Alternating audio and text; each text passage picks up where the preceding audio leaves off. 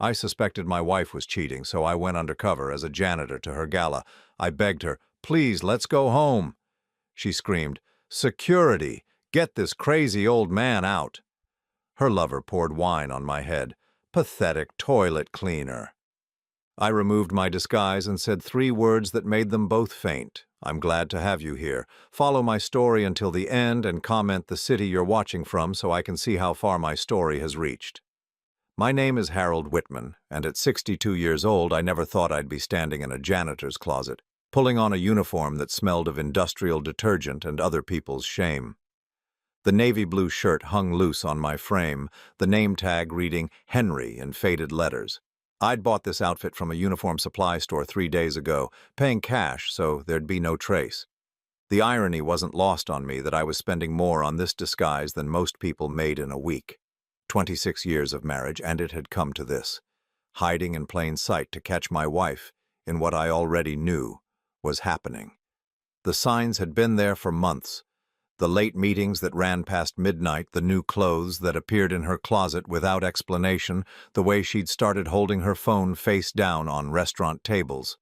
But knowing something and seeing it are 2 different kinds of pain. I adjusted the janitor's cap, pulling it low over my graying hair. In the mirror mounted inside the supply closet door, I barely recognized myself. Good. If I didn't recognize me, neither would Natalie. My hands trembled slightly as I clipped the fake ID badge to my shirt. Henry Morrison, maintenance staff. The plastic felt cold against my chest, right where my heart should have been beating faster. Instead, I felt nothing. Just a hollow certainty that tonight would change everything. The Meridian Corporation's annual charity gala was being held on the 15th floor of their downtown headquarters. Natalie had been planning this event for months, staying late every night to coordinate with caterers, decorators, and the guest list that read like a who's who of the city's elite. She'd mentioned it casually over breakfast 3 weeks ago, her voice bright with excitement about the silent auction and the dancing. She hadn't invited me. "It's really more of a work thing, Harold," she'd said, not meeting my eyes as she buttered her toast. "You'd be bored out of your mind with all the corporate talk." I'd nodded and smiled, the way I'd learned to do over the years when Natalie made decisions about our life without consulting me. The way I smiled when she forgot our anniversary 2 years running, or when she stopped asking about my day somewhere around year 15 of our marriage. The way I smiled when I realized I'd become invisible in my own house. But tonight, being invisible was exactly what I needed. I slipped out of the supply closet and into the service corridor that ran behind the main ballroom. The sound of clinking glasses and muted conversation filtered through the walls, punctuated by bursts of laughter that seemed too loud, too forced. Rich people trying very hard to have fun while being seen having fun. I'd been to enough of these events in my younger days to know the drill. My reflection caught in the polished chrome of a serving cart as I pushed it down the hallway. The man looking back at me had calloused hands from decades of real work before I could afford to pay others to do the heavy lifting. These hands had built something from nothing, had signed contracts worth millions of dollars, had held Natalie on our wedding day when she promised to love me for better or worse. Now they were gripping a mop handle, and somehow that felt more honest than anything I'd done in years.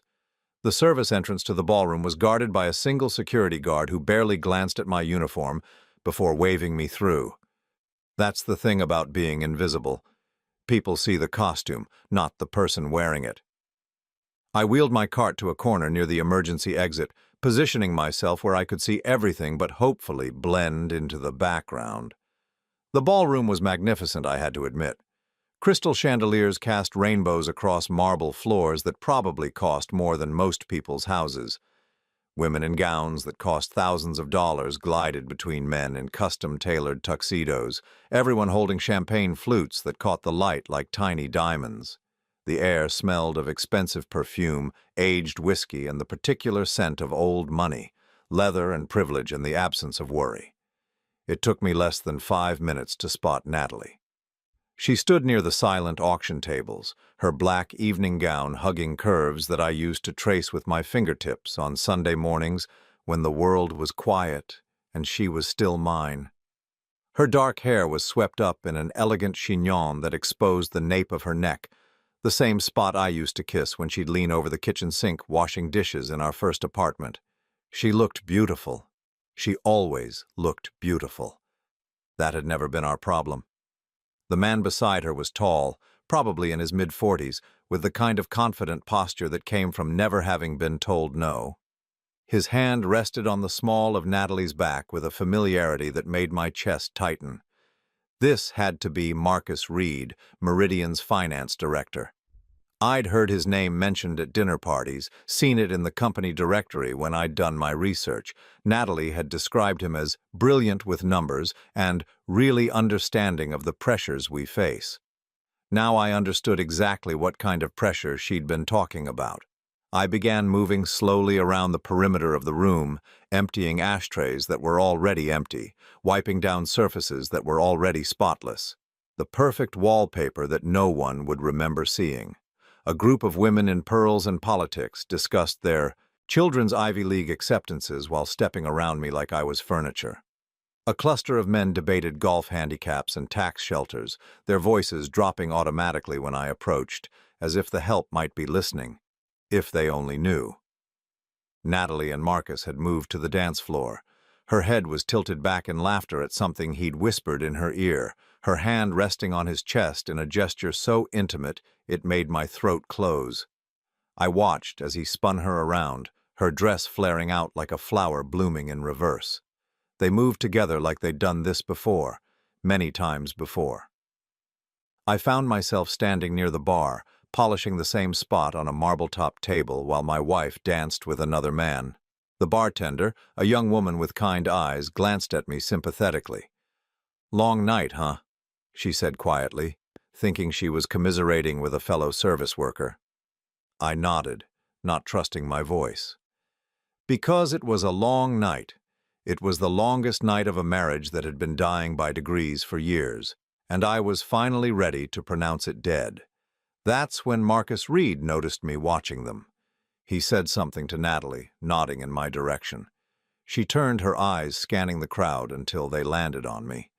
For a moment, I thought she might recognize something familiar in my posture, the way I held my shoulders, the shape of my face under the janitor's cap. For a moment, I thought 26 years of marriage might mean something.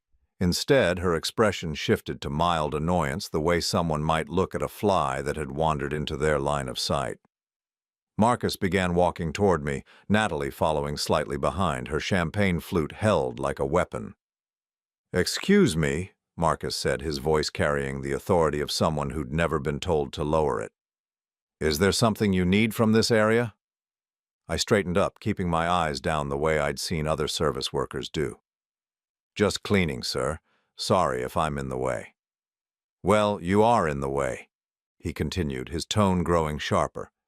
"This is a private event for invited guests only.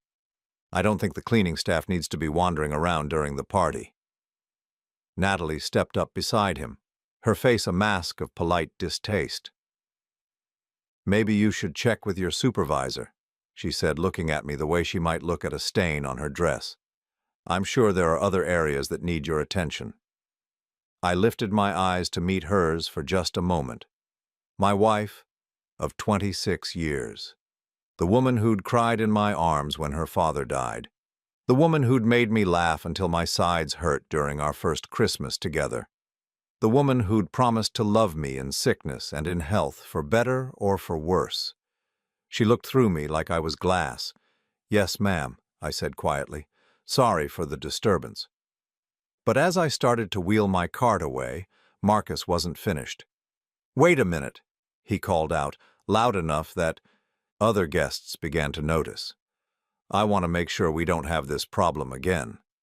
He strode over to where I'd stopped, his expensive shoes clicking against the marble floor like countdown timer. The crowd began to form a loose circle around us, drawn by the promise of drama at an otherwise predictable evening. "What's your name?" Marcus demanded, standing close enough that I could smell his cologne, something expensive and aggressive. "Henry Morrison, sir."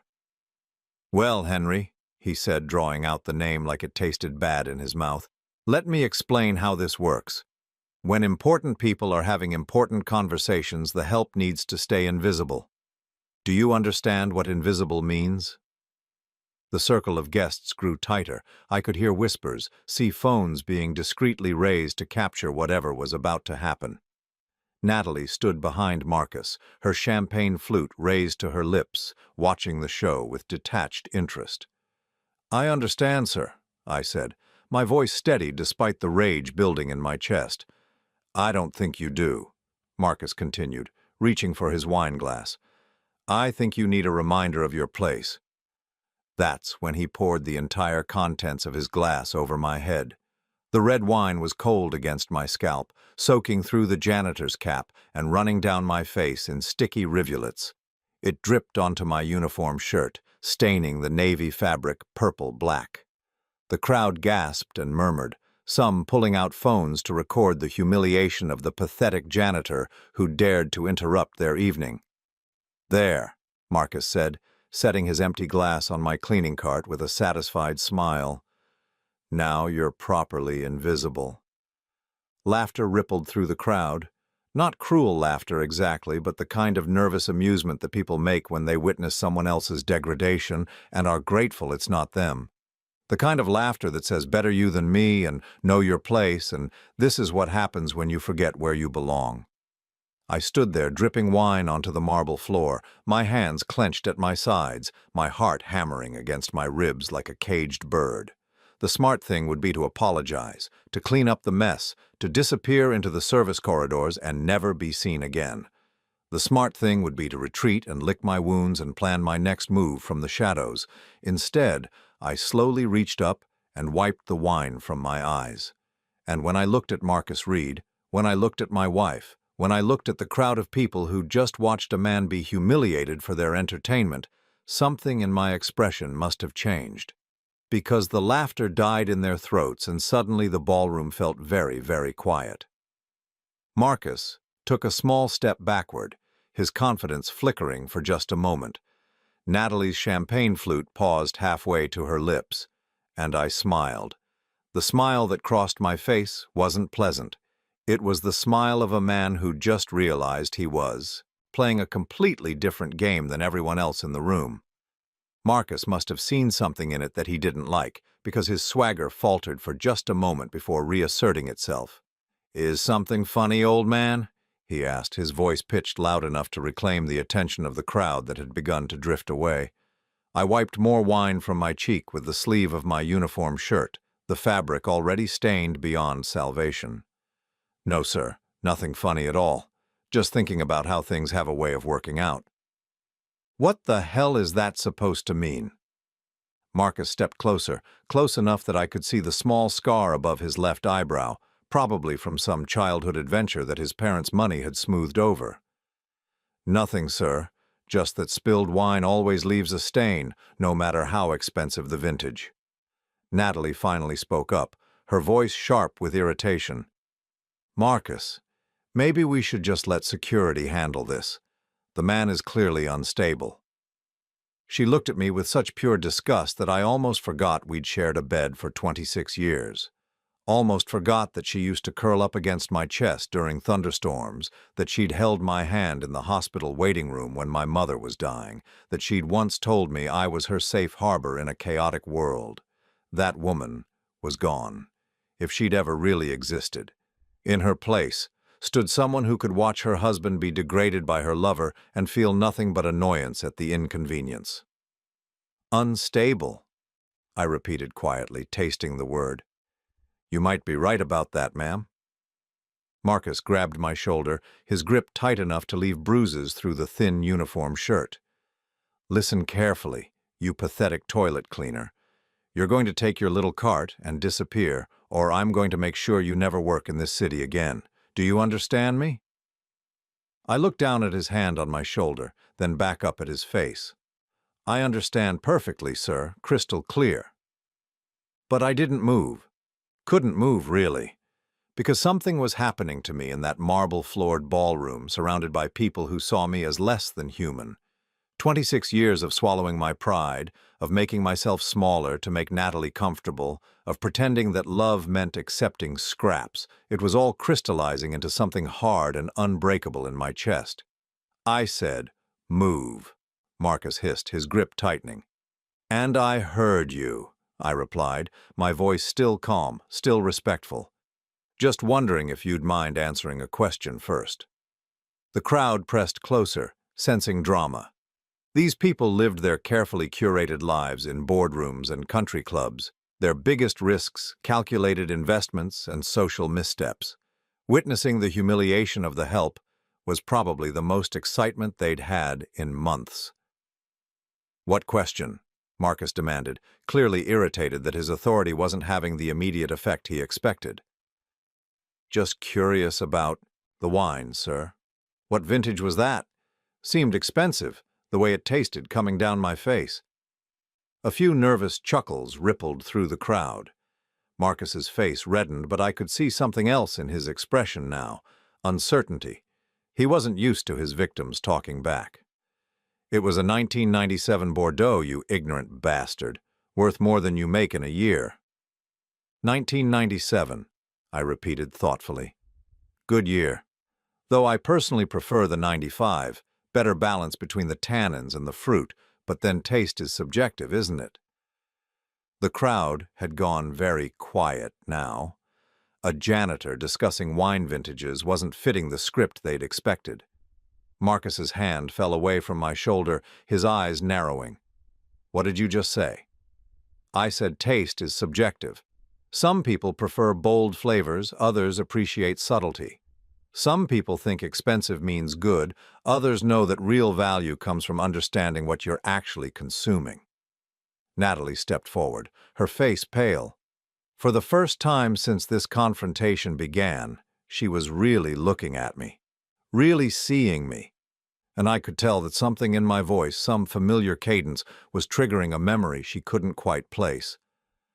"Marcus," she said quietly, her champagne flute trembling in her hand, "maybe we should—" "Shut up," he snapped, not taking his eyes off me. "I want to hear more from our wine expert here. Tell me, Henry, where exactly does a janitor learn about Bordeaux vintages?" I bent down and picked up my mop from the cart, wringing it out slowly, deliberately. The movements were meditative, giving me time to consider my next words carefully. Because this was the moment when I could retreat into the shadows and execute my plans quietly, or the moment when I could start revealing just enough truth to make them both very, very uncomfortable. "You'd be surprised what a man learns over the years, sir, especially when he's paying attention while other people think he's invisible." "What the hell is that supposed to mean?"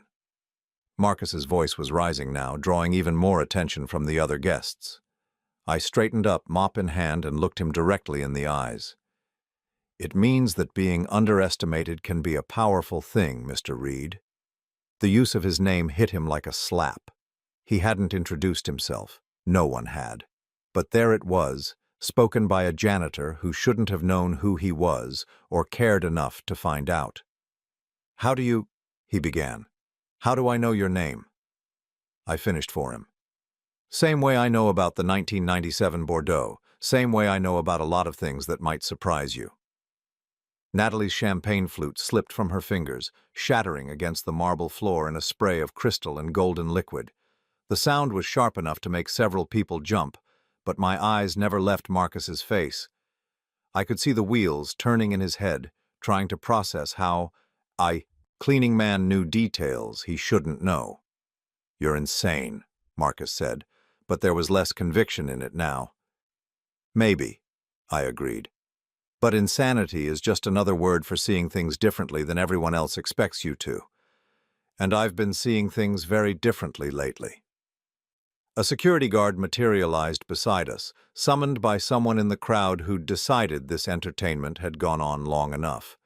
He was young, probably early 20s, with the kind of earnest face that suggested he took his job seriously but had never dealt with anything more complicated than escorting drunk guests to taxis. "Everything all right here?" he asked, his hand resting on his radio. "This man is bothering the guests," Natalie said quickly, her voice steady again but her eyes still fixed on my face with an expression I couldn't quite read. "He needs to be removed immediately." The security guard looked at me, wine-stained, holding a mop, wearing a janitor's uniform, then at the circle of well-dressed guests surrounding us. The power dynamic couldn't have been clearer. "Sir, I'm going to need you to come with me," he said, not unkindly, but with the authority of someone who'd made up his mind about the situation.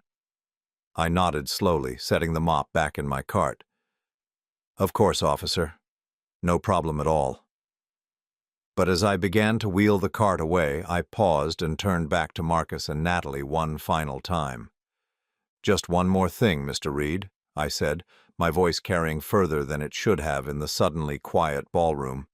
"You might want to be more careful about whose wine you're pouring. Sometimes the vintage is more valuable than you realize, and the owner might not appreciate seeing it wasted."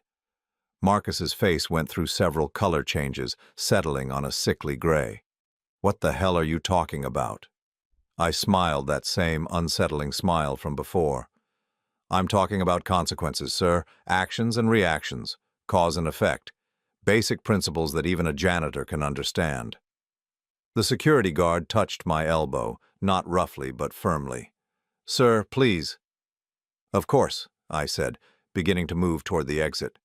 Wouldn't want to keep the important people from their important conversations any longer than necessary. As we walked away, I could hear the crowd beginning to murmur, their voices a mixture of confusion and titillation. They'd just witnessed something that didn't fit their understanding of how the world worked, and they weren't sure what to make of it. But as the security guard escorted me toward the service exit, I caught fragments of their whispered conversations. "Did you see his eyes when Marcus poured that wine? How did he know Reed's name? Something about that man didn't seem right. The way he talked about wine, janitors don't know about Bordeaux vintages." I was almost at the exit when I heard Natalie's voice calling out behind us. "Wait," she said, her heels clicking rapidly against the marble, as she hurried to catch up. The security guard stopped, uncertain about protocol, when a guest wanted to speak with someone he was escorting out. She stood there for a long moment, studying my face with an intensity that made my chest tighten. This close, I could see the confusion in her eyes, the way she was trying to reconcile something that didn't make sense to her. "Do I know you?" she asked quietly, her voice barely audible over the distant sound of the party resuming behind us. I met her gaze steadily. This woman who'd shared my name and my bed and my dreams for more than half my adult life.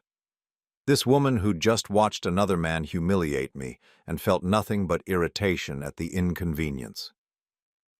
"No, ma'am," I said, my voice soft but carrying an edge that made her take a small step backward. "I don't believe you do. I don't think you ever have."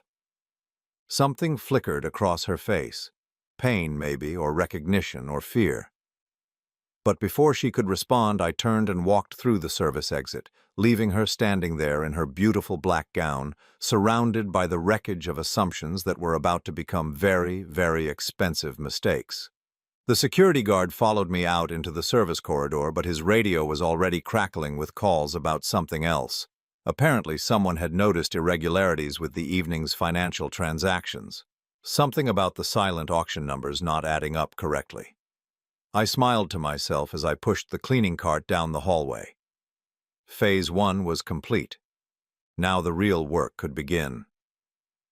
I spent exactly 17 minutes in the service corridor, long enough to change out of the wine-stained janitor's uniform and into the custom-tailored tuxedo I'd left hanging in a storage closet on the 14th floor.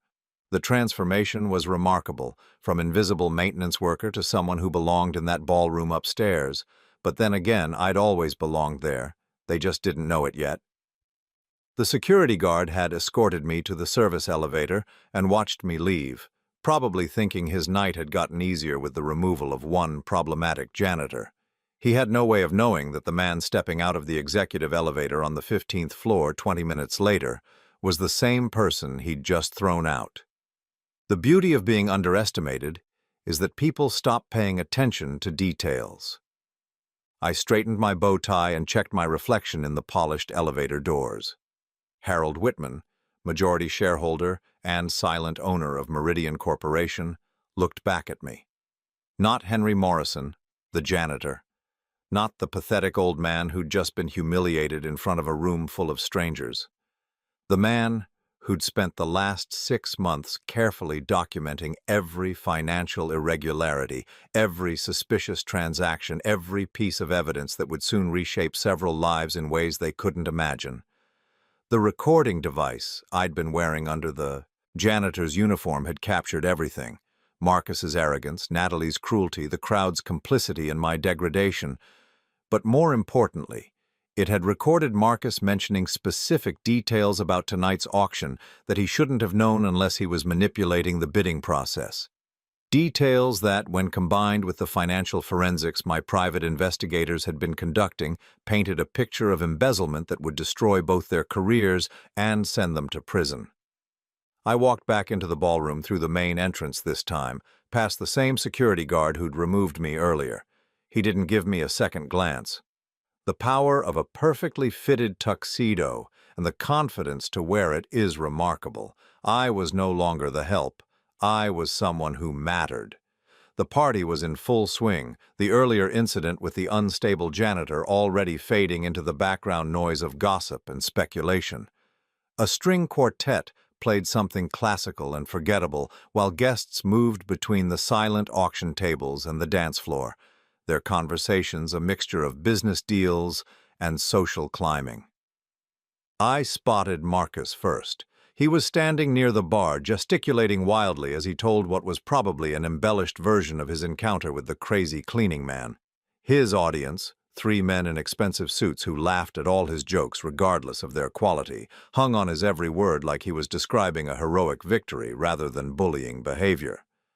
"So I poured the entire glass right over his head," Marcus was saying, his voice carrying the satisfaction of someone reliving a moment of perceived dominance.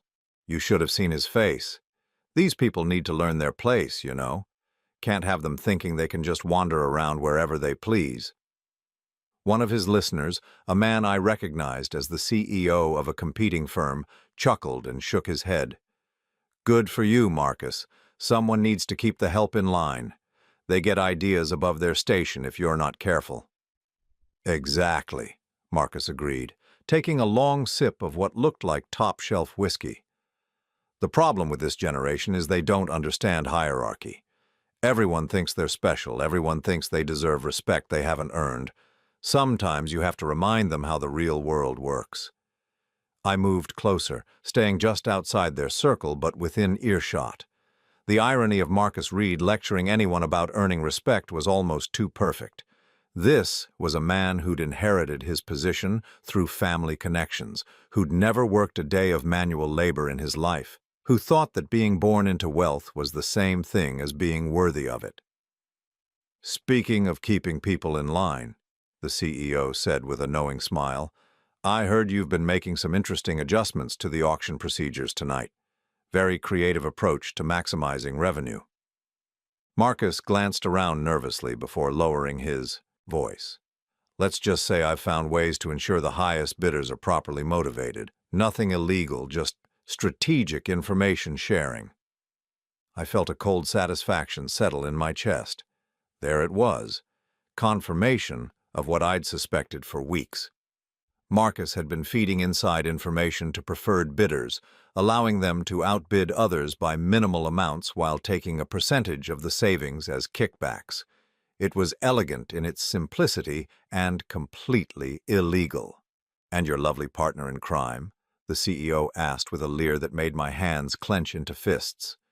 "Natalie's been invaluable," Marcus replied, his voice warming with genuine affection. "She has access to all the donor information, knows exactly which pieces certain people will want most. We've been able to guide the bidding process very effectively." So it wasn't just an affair. It was a business partnership built on theft and fraud, with my wife as an active participant rather than just a victim of Marcus's manipulation. The betrayal had layers I was still discovering. I stepped into their circle with the casual confidence of someone who belonged there. "Gentlemen, I couldn't help but overhear your conversation about auction strategies. Fascinating stuff." The group turned toward me. their expressions shifting to the polite interest that wealthy men showed other wealthy men at social gatherings. Marcus extended his hand with a smile that didn't reach his eyes. "I don't believe we've met." Marcus Reed, finance director here at Meridian. I took his hand, shaking it firmly while maintaining eye contact. "Harold Whitman. Pleasure to meet you, Marcus." For a moment nothing happened. Then I saw recognition begin to dawn in Marcus's eyes, starting as confusion and rapidly shifting to something approaching panic. His grip tightened on my hand as if he was trying to confirm that I was real. "Harold Whitman," he repeated slowly, his voice losing its earlier confidence. "That's right," I confirmed, releasing his hand and adjusting my cufflinks with practiced ease. "You know, it's funny. I was just downstairs a little while ago, and I could have sworn I saw someone who looked exactly like you pour wine over a janitor's head. Couldn't have been you, of course. Man in your position would never engage in such unseemly behavior." The color drained from Marcus's face so quickly I thought he might faint. The other men in the group looked between us with growing confusion, sensing tension but not understanding its source. You're... Marcus stammered. "I'm Harold Whitman," I said again, my voice conversational but carrying an undertone that made the other men step back slightly. "You know, the Harold Whitman who owns 47% of Meridian Corporation. The Harold Whitman who's been very interested in tonight's auction proceeds. The Harold Whitman whose signature appears on your employment contract." The whiskey glass slipped from Marcus's fingers, shattering against the marble floor in an echo of Natalie's champagne flute from earlier. The sound drew attention from nearby guests, but I didn't take my eyes off Marcus's face as he processed the full implications of what he'd just learned. "Oh, God," he whispered, the words barely audible. "I prefer Mr. Whitman, actually," I said with a smile that had nothing warm about it. "Though I suppose sir would also be appropriate, given our professional relationship." One of the other men, the CEO who'd been so enthusiastic about Marcus's illegal auction manipulation, cleared his throat nervously. "Perhaps we should give you two some privacy to discuss business matters." "That won't be necessary," I said, my gaze never leaving Marcus's increasingly pale face. "I think Mr. Reed and I understand each other perfectly now, don't we, Marcus?" He nodded mutely, his earlier swagger completely evaporated. I could almost see him mentally reviewing every word he'd said to me as the janitor, every insult and threat calculating the damage to his career and his future. "Excellent," I continued. "Now, I believe you were telling these gentlemen about some interesting auction strategies you've been implementing. Please don't let me interrupt. I'm very interested in hearing more about these creative approaches to maximizing revenue." I wasn't... Marcus tried to speak but couldn't seem to find words. "You weren't what?" I asked, tilting my head with mock concern. "You weren't manipulating the bidding process? You weren't taking kickbacks from preferred bidders? You weren't using insider information obtained through your relationship with a certain member of our event planning committee?" Each question hit him like a physical blow. By the time I finished, Marcus was visibly trembling, his expensive suit doing nothing to hide the fact that he was a man whose world had just collapsed around him. "Please," he whispered, the word coming out as barely a breath. "I can explain." "Oh, I'm sure you can," I said pleasantly. "In fact, I'm counting on it, but not here. This is a party, after all. We wouldn't want to spoil the festive atmosphere with unpleasant business discussions." I glanced around the ballroom until I spotted Natalie near the silent auction tables, her black gown making her easy to find among the crowd. She was laughing at something one of the other guests had said, playing the role of charming hostess with the practiced ease of someone who'd never had to worry about consequences for her actions. "I think it's time I reintroduced myself to my wife," I said, turning back to Marcus with that same cold smile. 26 years of marriage, and I have a feeling she's forgotten some important details about our relationship. Perhaps you'd like to join us for that conversation." Marcus looked like he was going to be sick. "Mr. Whitman, please, I need you to understand..." "What I understand," I interrupted, my voice still conversational but carrying enough steel to cut through his panic, is that you poured a 1997 Bordeaux over the head of the man who signs your paychecks. What I understand is that you called me a pathetic toilet cleaner while stealing money from the company I own. What I understand is that you've been sleeping with my wife and using her access to commit fraud. Each statement landed with surgical precision. Marcus swayed slightly, gripping the edge of a nearby table for support. The question now, I continued, is what we're going to do about it, and by we, I mean what I'm going to do about it, since you've rather thoroughly demonstrated that your decision-making skills are questionable. I straightened my jacket and checked my watch, a vintage Rolex that had been my father's, worth more than Marcus made in 6 months. I think 15 minutes should be enough time for you to compose yourself and decide whether you'd prefer to resign quietly or be terminated publicly. Your choice. With that, I walked away, leaving Marcus standing there among the wreckage of his arrogance and the growing awareness that he'd just made enemies of the two most dangerous people he could have chosen, the man who controlled his livelihood and the husband of the woman he'd been stupid enough to fall in love with. As I made my way across the ballroom toward Natalie, I could feel the weight of dozens of eyes following my progress. Word was already spreading through the crowd that something significant had just happened, that the balance of power in the room had somehow shifted in ways they didn't yet understand. But they would. Very soon everyone would understand exactly who Harold Whitman was, and what happened when you mistook his kindness for weakness. I was halfway to my wife when my phone vibrated with a text message. I glanced down at the screen and smiled. The message was from my attorney. Divorce papers filed, asset protection complete. You're clear to proceed. Perfect timing, because the real conversation was just about to begin. Natalie saw me coming before I reached her. I watched the exact moment recognition hit, her champagne flute frozen halfway to her lips, her social smile faltering as her brain struggled to process what her eyes were telling her. The janitor, who'd been humiliated and escorted out 23 minutes ago, was walking toward her in a perfectly tailored tuxedo, moving with the confidence of a man who owned everything around him. Because I did own everything around him, the building, the company, the event itself, all of it belonged to me in ways that would soon become devastatingly clear. Harold? The word came out as barely a whisper, her voice cracking on the second syllable. The woman beside her, Mrs. Patterson from the Historical Society, looked confused by Natalie's sudden pallor. "Hello, Natalie," I said pleasantly, as if we'd just run into each other at the grocery store rather than at a charity gala where she'd watched her lover pour wine over my head. "You look beautiful tonight. That dress is stunning." It was stunning. A black Valentino gown that probably cost $8,000, paid for with money from the joint account I'd been funding for 26 years while she stole from the company and cheated on our marriage. The irony was almost artistic. Mrs. Patterson, sensing tension but not understanding its source, excused herself with the kind of polite awkwardness that wealthy people use to escape uncomfortable situations. Smart woman. This conversation was about to get very uncomfortable indeed. "Harold, what are you doing here?" Natalie's voice was stronger now, but I could see her hands trembling as she set down her champagne flute. Why are you dressed like that?" "Like what?" I asked, smoothing down my lapels.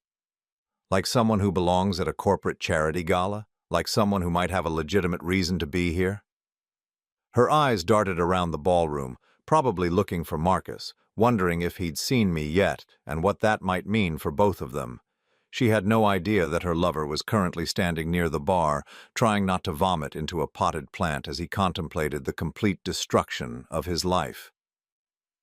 "I don't understand," she said, but there was something in her voice that suggested she was beginning to understand all too well. "Really?" I tilted my head, studying her face with the kind of attention I used to reserve for reading financial reports. "You don't understand how your husband might end up at the same event as his wife? How unusual would that be, really? But you weren't invited. I didn't put your name on the guest list." "No, you didn't," I agreed. "You didn't think I belonged here with your important friends and your sophisticated colleagues. You thought I was too simple, too ordinary, too boring for an event like this." Color began returning to her cheeks, and with it, a familiar spark of irritation.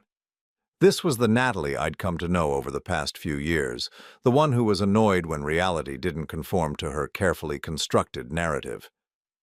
"Harold, you're being dramatic. It wasn't personal, it was just, this isn't really your scene. You would have been miserable here." "My scene," I repeated thoughtfully. "Tell me, Natalie, what exactly do you think my scene is?" She gestured vaguely, as if the answer were obvious. "You know, quiet evenings at home, maybe dinner with your old work friends from the construction days. Simple things. There's nothing wrong with that, Harold. Not everyone needs to be comfortable in environments like this." I felt that familiar cold calm settling over me, the same feeling I'd had when Marcus poured wine over my head. 26 years of marriage, and my wife had convinced herself that I was some kind of simple laborer who'd gotten lucky with a few smart investments. She had no idea what I'd actually built, what I'd actually accomplished, what I was actually capable of. "Construction days," I said softly. "Is that what you think I did? Construction work?" "Well, yes, you worked construction, saved some money, made some investments. You've done well for yourself, Harold, but—" She trailed off, clearly not wanting to finish the thought. "But not well enough to belong here," I completed for her. "Not successful enough to move in your circles, not sophisticated enough to understand the complexities of corporate finance or high society fundraising." She had the grace to look slightly ashamed, but not enough to take it back. "Natalie," I said, my voice still conversational but carrying an edge that made her step backward slightly, "I need to tell you a story. It's about a young man who started with nothing and built something extraordinary through decades of careful planning and strategic thinking. A man who understood that real power comes not from making noise about your success, but from accomplishing your goals while others underestimate you."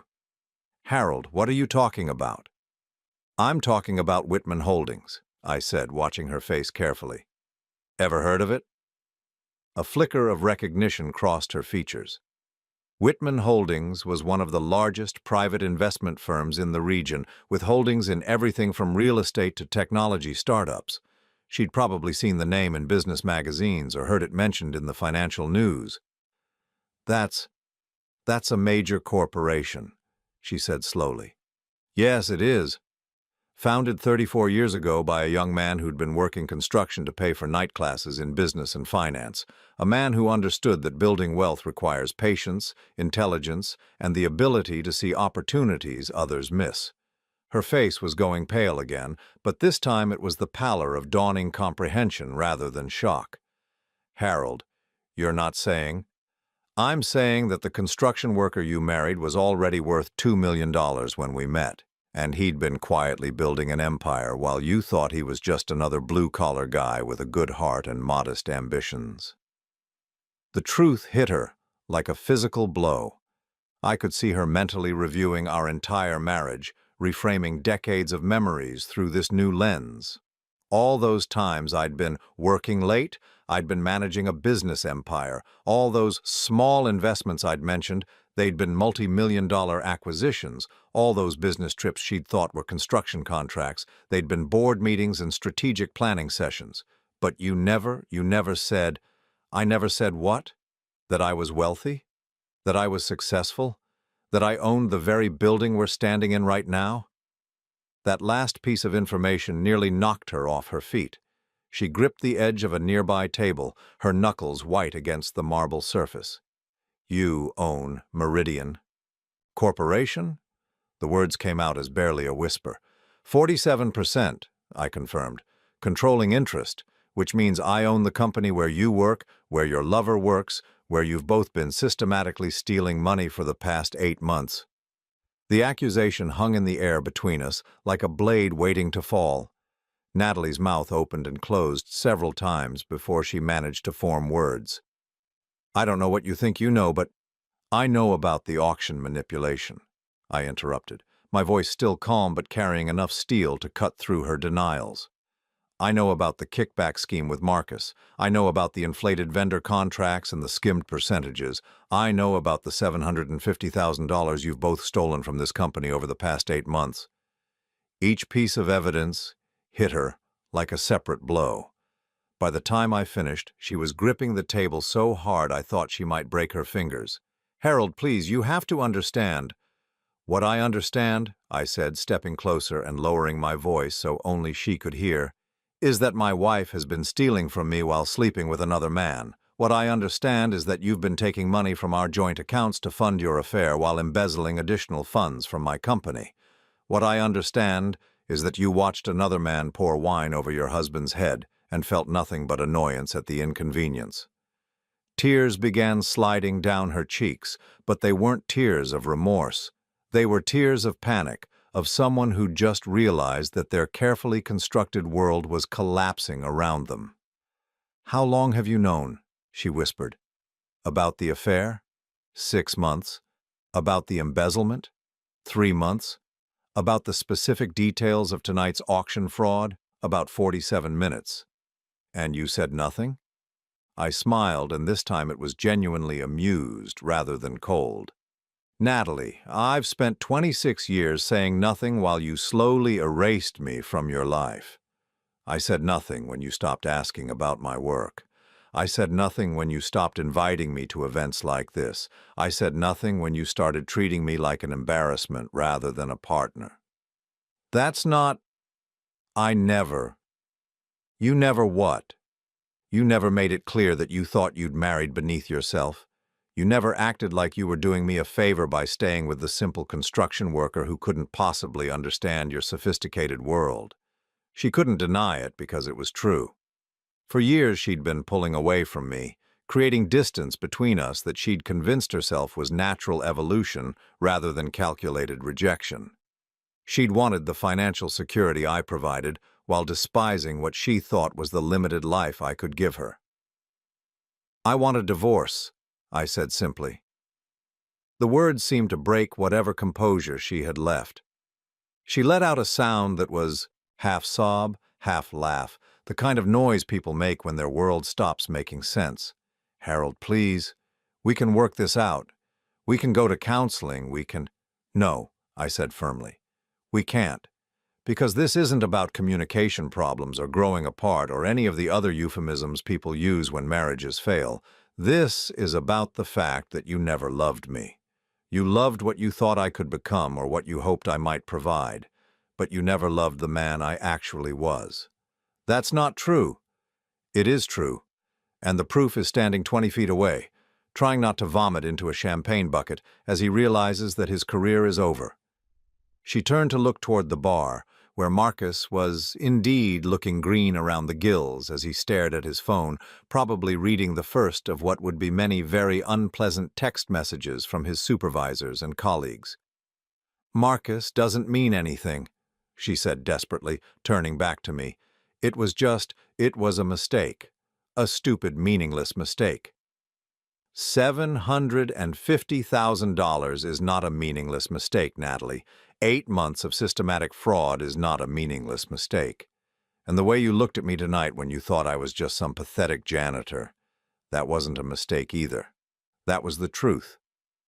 I reached into my jacket pocket and pulled out a thick envelope, holding it out to her with the same casual gesture I might use to hand someone a business card.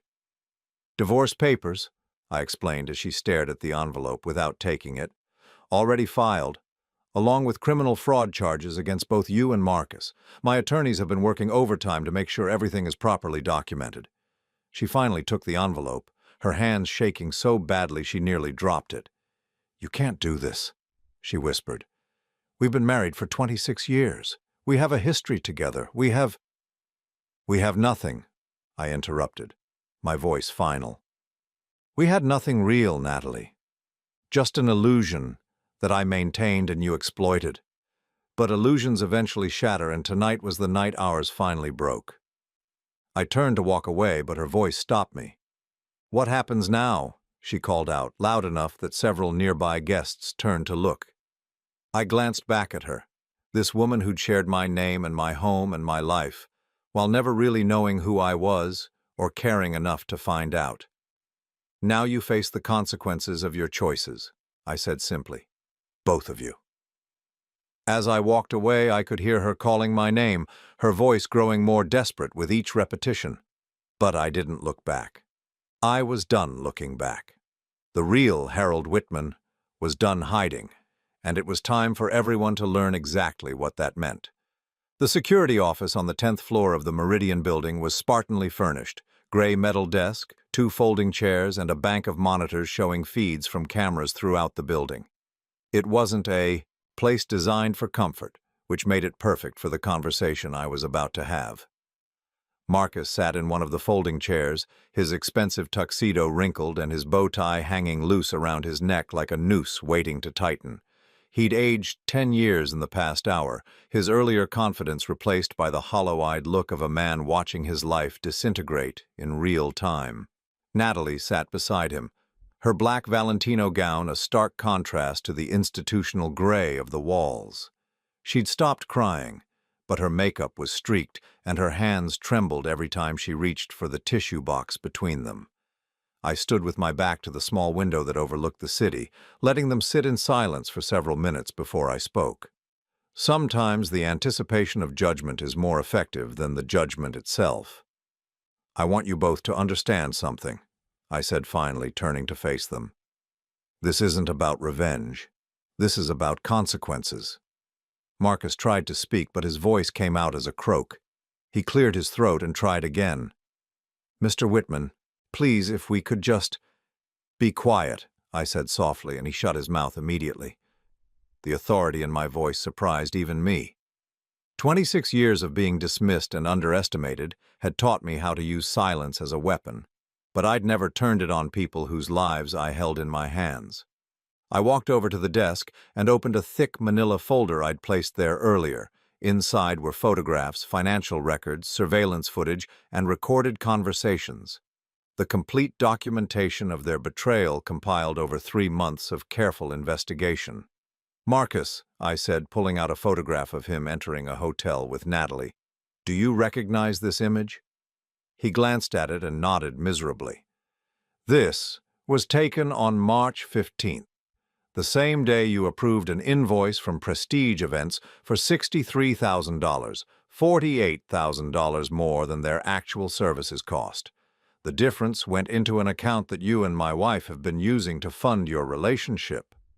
I set the photograph on the desk and pulled out another document. This is a record of the deposit made that same afternoon. $48,000 split evenly between 2 accounts, your account and hers. Natalie made a sound like a wounded animal. Harold, please. I'm not finished, I said, my voice still calm but carrying an edge that made her flinch. That was just one transaction. Over the past 8 months, you've systematically inflated vendor contracts, manipulated auction results, and skimmed percentages from legitimate donations. $750,000 in total. I pulled out a stack of bank statements and spread them across the desk like cards in a poker game. Luxury hotel stays, expensive dinners, designer clothes, jewelry, a weekend trip to Napa Valley that cost more than most people make in 6 months, all of it. Paid for with money you stole from the company I built. Marcus buried his face in his hands. I can pay it back, every penny. I have assets, investments.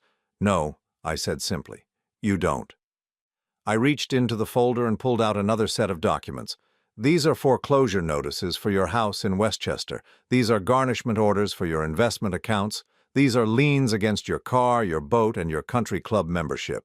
You see, Marcus, when you steal from someone, you give them certain legal rights I've been exercising very thoroughly over the past week. His head snapped up, his face white with shock. You can't, that's my home. My family's home. Was your family's home? I corrected. Now it belongs to the bank that holds your mortgage, which, as it happens, is a subsidiary of one of my companies. Amazing how these things work out. Natalie was staring at me like she'd never seen me before. Harold, you're destroying his family, his children. I'm not destroying anything, I said, turning to face her fully. I'm simply allowing the natural consequences of his actions to unfold. When you steal $750,000, there are financial repercussions. When you commit fraud against a major corporation, there are legal repercussions. When you humiliate and degrade the person you're stealing from, there are personal repercussions. I picked up another photograph from the desk, this one showing Marcus pouring wine over my head while I stood there in my janitor's uniform. Someone in the crowd had been taking pictures, and my private investigators had acquired copies within hours. "This image has been very helpful," I said conversationally. "It establishes premeditation and malice. It shows that you weren't just stealing money, you were actively degrading the victim of your crimes. Prosecutors love evidence like this." Marcus looked at the photograph and made a sound like he was choking. "That was... I didn't know who you were. If I'd known..." "If you'd known I was wealthy and powerful, you would have treated me with respect," I finished for him. "But since you thought I was just a janitor, just someone beneath your notice, you felt free to humiliate me for your own amusement." "It wasn't like that." "It was exactly like that," I said, my voice hardening. "You poured wine over an innocent man's head because you could, because you thought there would be no consequences, because you believed that your wealth and position made you untouchable." I walked around the desk and stood directly in front of him. "How does it feel to be powerless, Marcus? How does it feel to have someone else control your future, your family's security, your very survival?" He couldn't answer. He just sat there shaking, finally understanding what it meant to be at someone else's mercy. I turned to Natalie, who was staring at me with a mixture of fear and something that might have been admiration. "And you. 26 years of marriage, and you never once asked about the details of my work. Never wondered how a simple construction worker could afford to pay for your lifestyle. Never questioned where the money was coming from."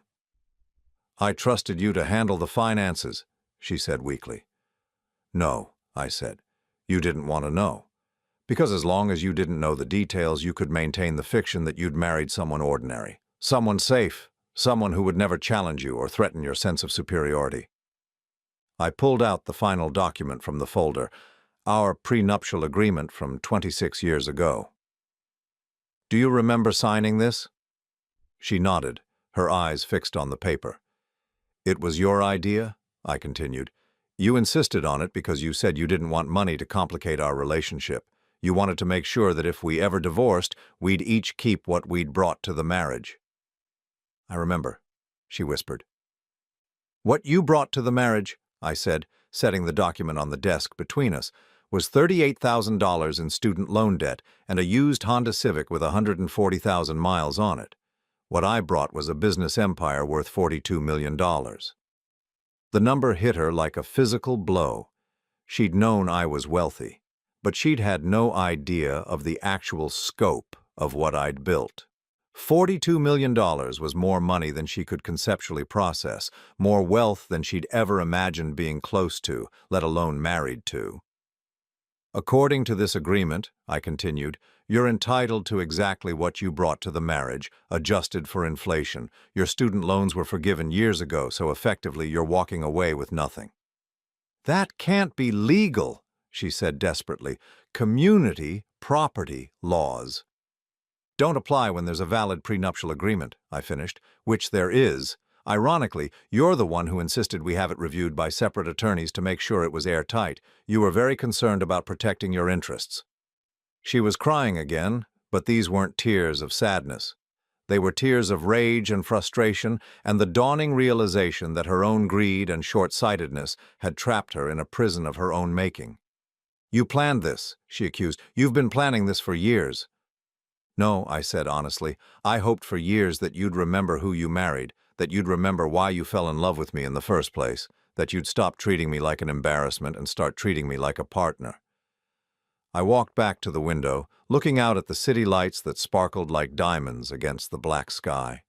"I would have given you everything, Natalie, not just money, everything. My love, my respect, my complete devotion. I would have built you a life that most people can only dream of." "You can still do that," she said desperately. "We can still fix this. We can go away together, start over somewhere new." "With what money?" I asked, turning back to face her. "You're unemployed as of tonight. Your accounts are frozen pending the fraud investigation. Your credit cards have been canceled. Your access to our joint accounts has been revoked. You have no assets, no income, and no prospects. The reality of her situation was finally sinking in. She looked around the security office like a trapped animal, searching for an escape route that didn't exist. "You can't do this to me," she whispered. "I'm your wife." "We're my wife," I corrected. Past tense. "The divorce papers were filed this morning. The marriage is over, Natalie. It's been over for years. Tonight just made it official." I closed the manila folder and tucked it under my arm. "Security will escort you both from the building. Your personal belongings from the office will be shipped to whatever address you provide. Your final paychecks will be held pending the outcome of the criminal investigation." Marcus finally found his voice. What about criminal charges?" I paused at the door, considering the question.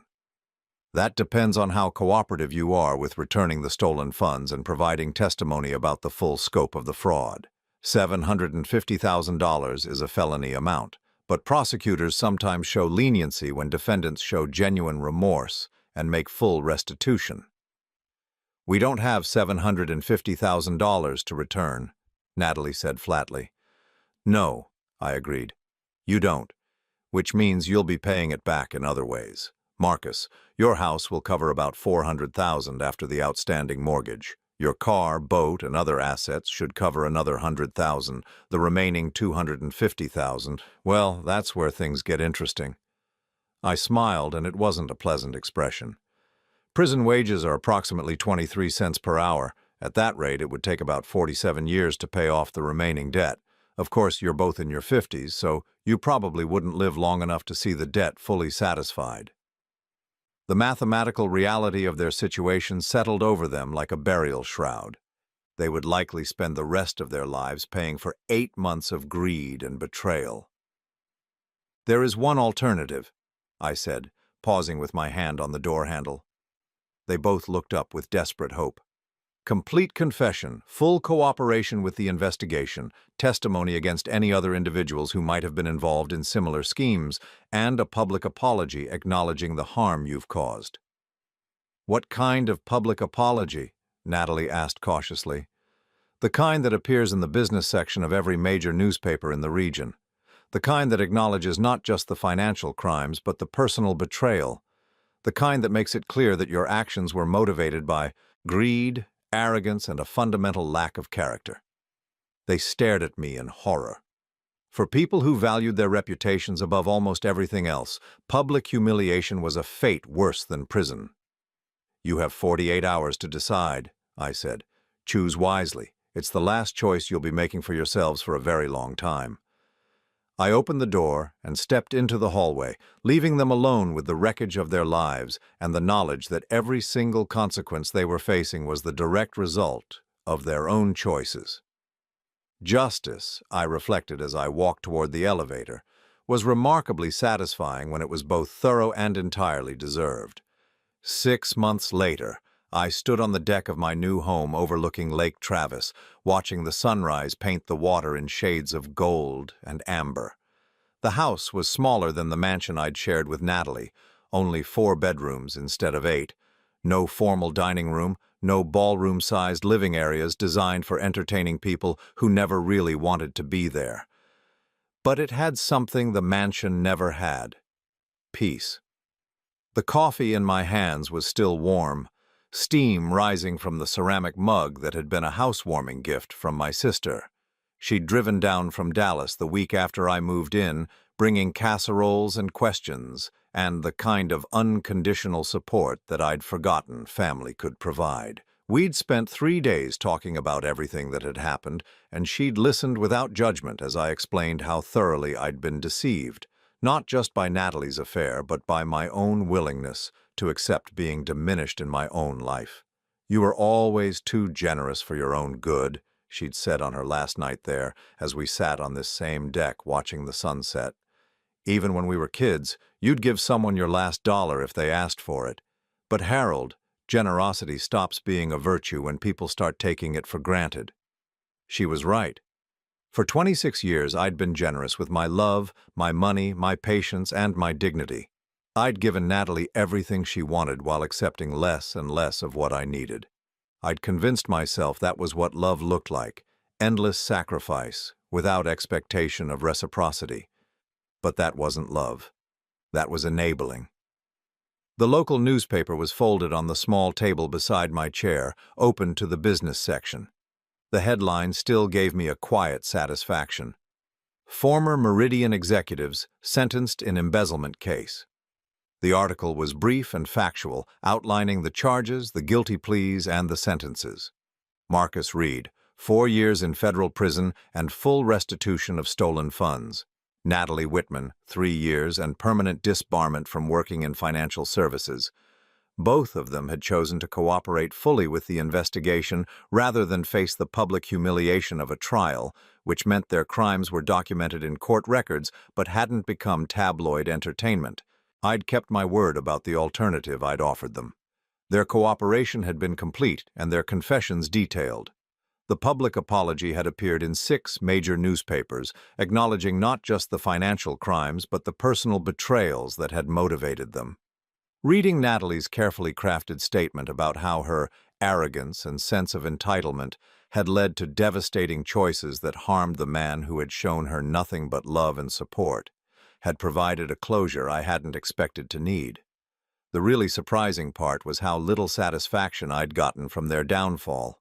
For months leading up to that night at the gala, I'd imagined that watching them face consequences would feel like vindication. Instead, it had felt like necessary surgery, painful but essential for healing to begin. My phone buzzed with a text message, and I smiled when I saw the sender's name. Margaret Hoffman, the woman I'd been seeing for the past 2 months. We'd met at a volunteer event for literacy programs. She was a retired librarian who spent her Saturdays teaching adults to read, and I'd started helping with their financial literacy workshops. She was 61 years old, had silver hair that caught sunlight like spun silk, and possessed the kind of quiet intelligence that made every conversation feel like a discovery. "Good morning," her text read.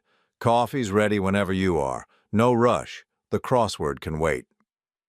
Margaret lived in a cottage about 10 minutes away, and we'd fallen into a routine of sharing Sunday morning coffee and attacking the New York Times crossword puzzle together. It was the kind of simple domestic pleasure that I'd never experienced with Natalie, who'd considered crossword puzzles a waste of time and preferred to spend Sunday mornings organizing her schedule for the week ahead.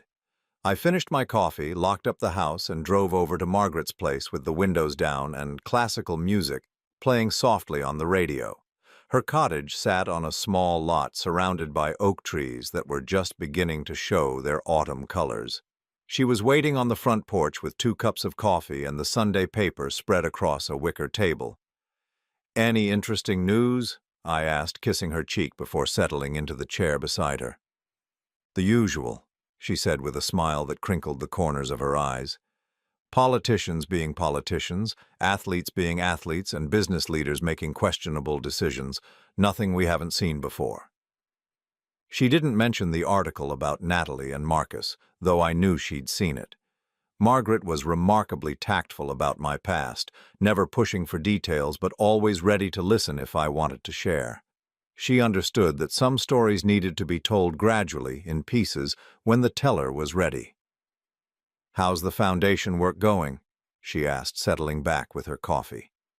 I'd established the Whitman Foundation 3 months ago, focusing on financial literacy education and support for people who'd been victims of white-collar crime. It wasn't the kind of high-profile philanthropy that got your name on buildings or your picture in society pages. It was quiet, practical work that made real differences in individual lives. The irony wasn't lost on me that I was now helping people recover from the kinds of crimes my ex-wife had committed. "Good," I said, pulling out my phone to show her pictures from the previous week's workshop. We had 37 people at the last seminar. Everything from basic budgeting to understanding investment fraud. There's such a hunger for this information, Margaret. People who've been taken advantage of because they trusted the wrong person or didn't understand the fine print. She studied the pictures with genuine interest. You're doing important work, Harold. There's something beautiful about turning your own experience into a way to help others avoid the same pain. It was beautiful in its way. Every person who learned to recognize financial manipulation was someone who might avoid the kind of systematic exploitation I'd experienced. Every individual who gained confidence in managing their own money was someone who couldn't be controlled through economic dependence. We spent the next hour working on the crossword puzzle, our heads bent together over the newspaper as we debated 7-letter words for betrayal and 5-letter words for renewal.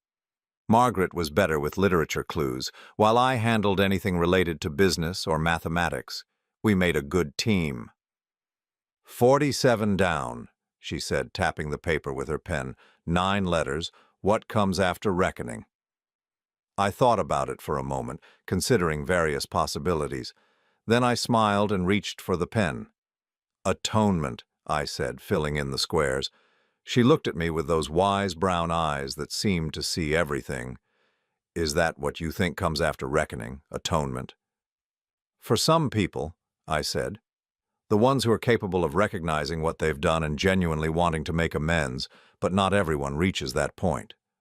And for the others? For the others, I think what comes after reckoning is simply consequences, natural, logical results of their choices, not punishment exactly, just reality finally catching up. Margaret nodded thoughtfully. And for the victims? What comes after reckoning for them? That was the question I'd been living with for 6 months. What did come after surviving betrayal, after achieving justice, after walking away from everything that had defined your life for decades? Peace, I said finally. If they're lucky, they find peace. She reached over and took my hand, her fingers warm and steady against mine. Have you found it? Peace? I looked around her small garden, where morning glories climbed a trellis and tomatoes hung heavy on their vines. I thought about my new house with its modest rooms and spectacular views. I thought about the foundation work that gave my days purpose and meaning.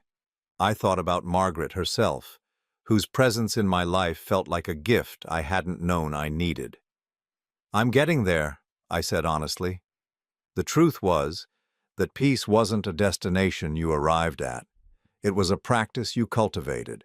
Every day I chose not to think about Natalie and Marcus was a day I invested in my own healing.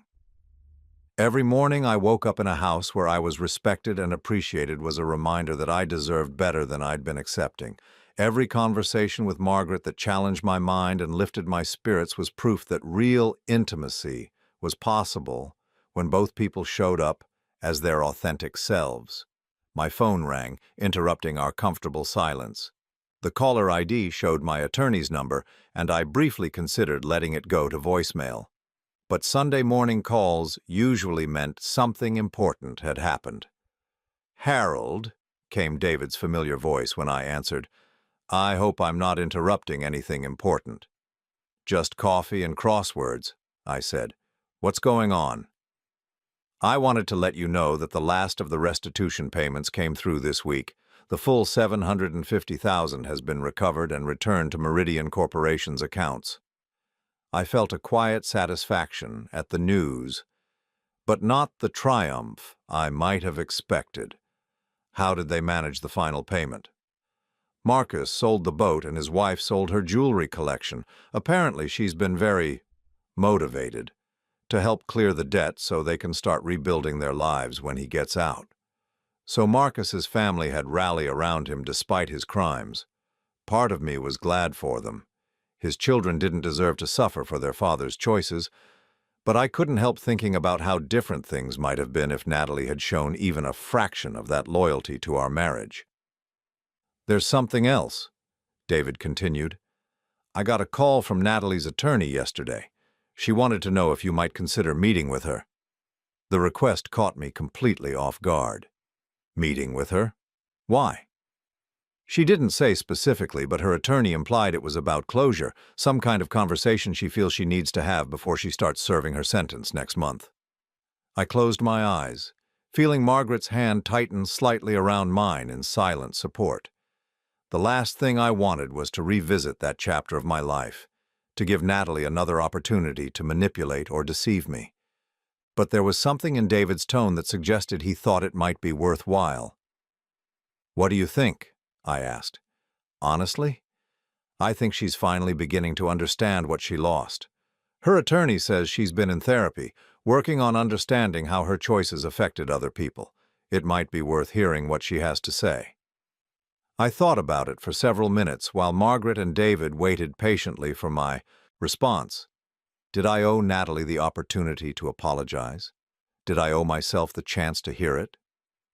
"Tell her attorney that I'll consider it," I said finally. "But if I agree to meet, it will be on my terms. Public place, limited time, and no expectation of reconciliation or forgiveness, just whatever she feels she needs to say." "I'll pass that along," David said.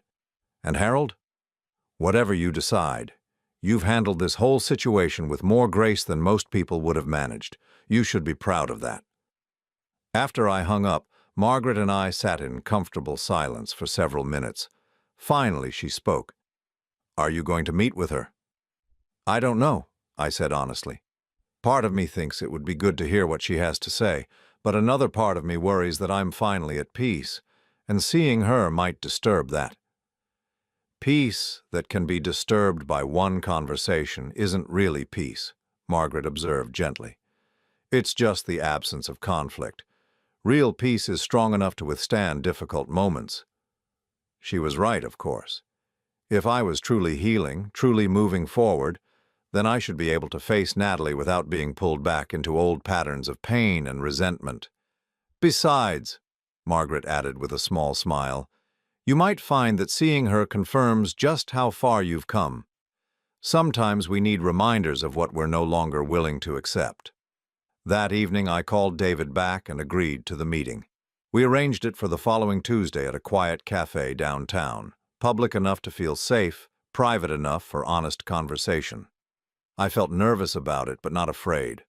Whatever Natalie wanted to say, I was strong enough to hear it and secure enough in my new life to let it pass through me without taking up residence in my heart. As I went to bed that night in my peaceful house overlooking the lake, I realized that Margaret had been right about peace.